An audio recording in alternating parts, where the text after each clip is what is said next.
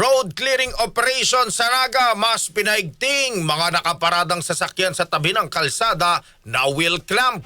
Kasama mo mula sa RMN Naga si Radyoman Kevin Alba. RMN Live Reports!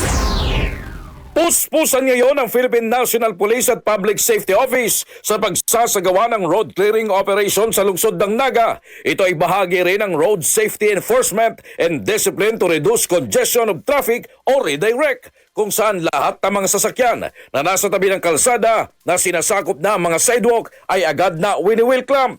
Ayon sa Public Safety Office, maliban sa paraan ito sa pagresolba ng trapiko, kailangan rin itong gawin upang matuto ang mga motorista na huwag basta-basta magpaparada ng sasakyan sa kung saan-saan lang. Maliban sa mga nakaparadang sasakyan, sinisita rin ng mga otoridad ang mga hindi sumusunod sa loading and unloading area, hindi pagsusuot ng helmet, hindi pagrespeto sa mga pedestrian at iba pa. So andito tayo ngayon sa lungsod ng Naga kung saan nagpapatuloy ang road clearing operation na pinapangunahan ng Public Safety Office at Philippine National Police. Ito'y bahagi ng kanilang road clearing operation upang sitahin ang lahat ng mga nakaparadang kotse o motor sa tabi ng kalsada.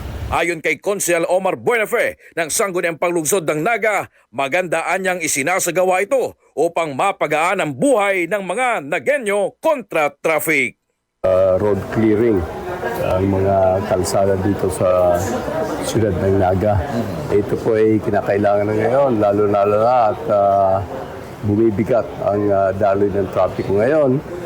At marami nang gumagamit ng ating kalsada. Hindi lang yung mga traditional na mga sakyan dati, kundi may mga bago ng development, may mga electric vehicles na. Bahagi lamang naman naging pahayag ni Konsehal Omar Buenafe ng Sangguniang Panglungsod ng Naga. Kasama mo sa RMN DWNX Naga, Radyoman Kevin Alba, Tatak, RMN! RMN Network News!